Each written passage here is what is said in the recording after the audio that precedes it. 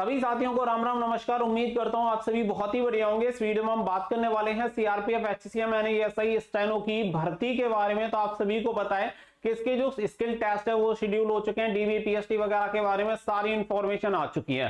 तो इस वीडियो में हम आप सभी को बताने वाले हैं आपके डॉक्यूमेंट लिस्ट के बारे में। तो आप एएसआई स्टेनो के लिए सेलेक्ट हुए हो या फिर हेड कांस्टेबल मिनिस्ट्रियल के लिए, तो ये दोनों ही बच्चों के लिए वीडियो इंपोर्टेंट रहने वाली है कि आपको कौन कौन से डॉक्यूमेंट्स अपने साथ कैरी करने हैं। क्योंकि आप सभी को बता दें कि आपकी टाइपिंग टेस्ट के साथ ही आपका डॉक्यूमेंट वेरिफिकेशन भी होगा, आपका फिजिकल भी होगा, आपका मेडिकल भी होगा और उसके जस्ट एक दिन बाद आपका रीमेडिकल भी होगा अगर जरूरत पड़ेगी तो वीडियो को लास्ट तक जरूर देखें। वीडियो पसंद आए तो प्लीज वीडियो को लाइक शेयर करके चैनल को सब्सक्राइब कर लें और बेल आइकन पर प्रेस कर लें ताकि फ्यूचर में आने वाली हर एक अपडेट का नोटिफिकेशन आपको सबसे पहले मिलता रहे।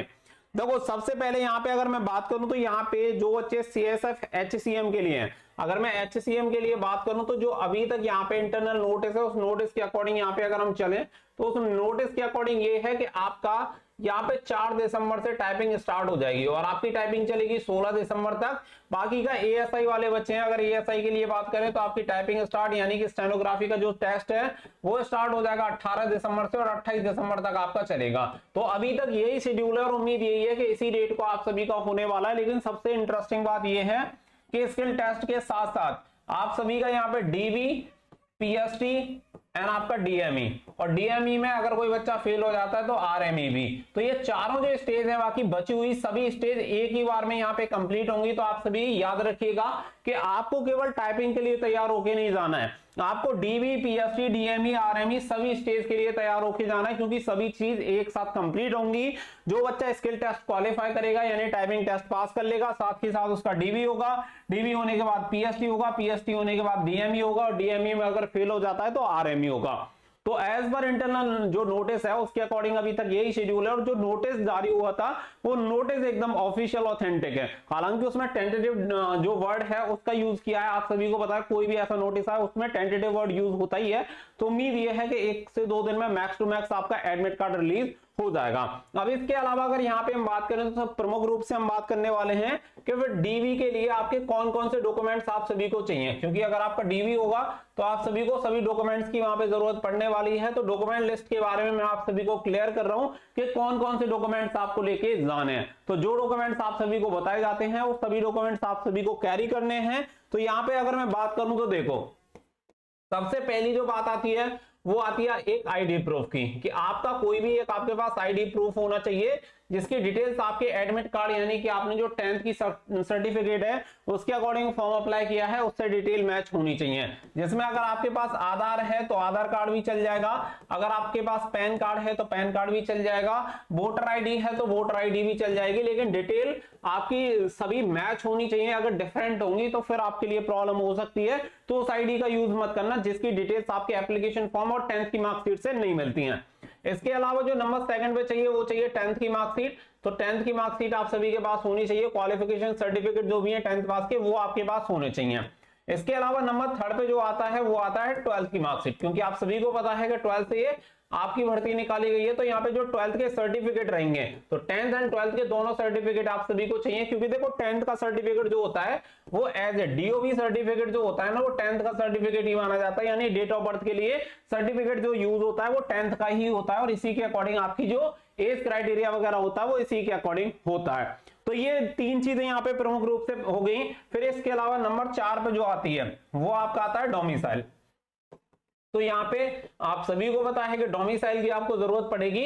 तो जिस स्टेट से आप बिलोंग करते हैं उस स्टेट का डोमिसाइल आपके पास होना चाहिए। साथ ही में अगर नंबर 5 पे अगर हम बात करें तो नंबर 5 पे बात आती है कास्ट सर्टिफिकेट, क्योंकि कास्ट सर्टिफिकेट आप सभी को इसलिए चाहिए क्योंकि आपका डीबी पीएसटी होगा तो सभी डॉक्यूमेंट्स आपके चेक किए जाएंगे। अगर सभी डॉक्यूमेंट्स में हम बात करें तो यहाँ पे कास्ट सर्टिफिकेट से आप सभी को जैसे कोई एसटी कैंडिडेट है उसे हाइट वगैरह में छूट चाहिए, एज वगैरह में छूट चाहिए, तो इसी के बेसिस पे आप सभी की एज वगैरह में छूट मिलेगी।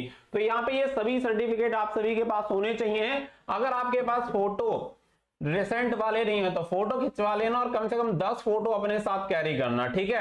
10 फोटो आपको लेके जाना है। अगर कोई एक्स सर्विसमैन है तो एक्स सर्विसमैन से रिलेटेड जो डॉक्यूमेंट्स आपके पास होने चाहिए वो आपको लेके जाने हैं। तो सर्टिफिकेट की तो बात हो गई, प्रमुख रूप से आपके 5 सर्टिफिकेट होने चाहिए। अगर आपने किसी और सर्टिफिकेट का यूज किया तो वो अलग बात है। कास्ट सर्टिफिकेट, जैसे कि जनरल वालों का कोई कास्ट सर्टिफिकेट होता नहीं है। अगर आप ओबीसी, एससी, एसटी या ईडब्ल्यूएस से बिलोंग करते हैं तो आपको अपने सर्टिफिकेट अपने साथ कैरी करने हैं। इसके अलावा यहाँ पे जो एक और पॉइंट निकल के आता है वो निकल के आता है क्रूशियल डेट, कि यहाँ पे क्रूशियल डेट क्या रहेगी। तो आप सभी को बता दें कि जो आपके एप्लीकेशन फॉर्म की लास्ट डेट थी वो आपकी क्रूशियल डेट है, बट टेंशन लेने की जरूरत नहीं है। आप ऐसे समझो कि अगर आपका 2022 का भी अगर कास्ट सर्टिफिकेट एंड डोमिसाइल होगा 2022 या 2022 के बाद का, आराम से चल जाएगा। और क्रूशियल डेट के बाद का भी अगर आपका होगा तो भी चल जाएगा, क्योंकि यहाँ पे आप सभी को बता दें कि स्किल टेस्ट में इतने बच्चे पास हो जाए हैं, 1315 बच्चे पास हो जाएं, वही बहुत बड़ी बात है। तो यहाँ पे सबसे बड़ी बात है कि यहाँ पे वैकेंसी फिल हो जाए, वही बहुत बड़ी बात है।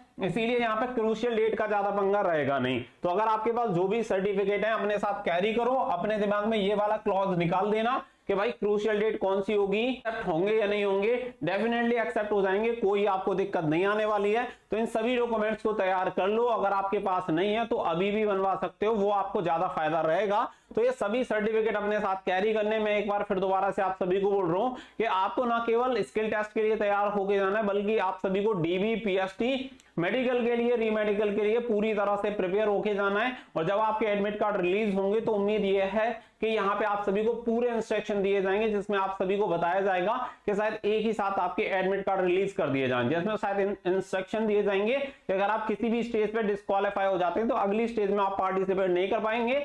अगर कोई बच्चा क्वालिफाई हो जाता है तो वो पार्टिसिपेट करेगा। एक ही सेंटर पे आपका ये सारी चीजें होनी है, अलग अलग जाने की आपको जरूरत पड़ेगी नहीं। ऑल ओवर इंडिया में 33 सेंटर्स इसके लिए बनाए गए।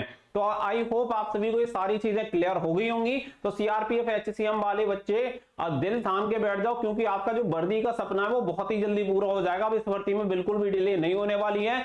और उम्मीद यही है कि पूरे दिसंबर में पूरा प्रोसेस खत्म होने के बाद जनवरी में आपको ज्वाइनिंग लेटर देखने के लिए मिल सकते हैं। आगे कोई भी अपडेट होगी तो आप सभी को प्रोवाइड करा दी जाएगी। अब बस इंतजार है तो आपके एक ऑफिशियल अपडेट का, कि अब तक जो ऑफिशियल अपडेट है वो एक डिपार्टमेंट से दूसरे डिपार्टमेंट के लिए भेजी गई है, लेकिन ऑफिशियल वेबसाइट पे इसे अपलोड नहीं किया गया है। और एक बार कोई भी नोटिस पब्लिक डोमेन पे आ जाए तो उसके बाद से ये सारी चीजें क्लियर हो जाएंगी। जो नोटिस था, इंटरनल नोटिस था, वो एकदम सही था। और जरूरी भी है कि नोटिस के अकॉर्डिंग हम सारी चीजों के लिए तैयार रहें। बाकी का कुछ भी बदलाव होता है तो आप सभी को जरूर बता दिया जाएगा। बहुत सारे बच्चे पूछ रहे थे कि वो नोटिस हमें देखने के लिए कहीं मिल नहीं रहा है, तो मैंने पहले भी कहा था कि वो पब्लिक डोमेन पे नहीं है, एक डिपार्टमेंट के द्वारा दूसरे डिपार्टमेंट को भेजा गया नोटिस है, जो किसी माध्यम से मिला और आप सभी को अवगत करा दिया गया। तो ये सारी चीजें जो की जाती हैं वो आपको अप टू डेट रखने के लिए की जाती हैं, ताकि आपको टाइम टू टाइम सारी चीजें पता चलती रहें और आप उसके लिए बिल्कुल समय से तैयार रहें। अब आप ऐसे समझो कि अभी तक इसका कोई नोटिस नहीं आया है, अब इतनी जल्दी कोई नोटिस आएगा तो आप सभी को रैंडम तैयार होने में कितना समय लगेगा, कि भाई 2 से 3 दिन आपको मिले टाइपिंग के लिए। मान के चलो 1 तारीख को एडमिट कार्ड जारी कर दें तो आपको कितना कम समय मिलेगा।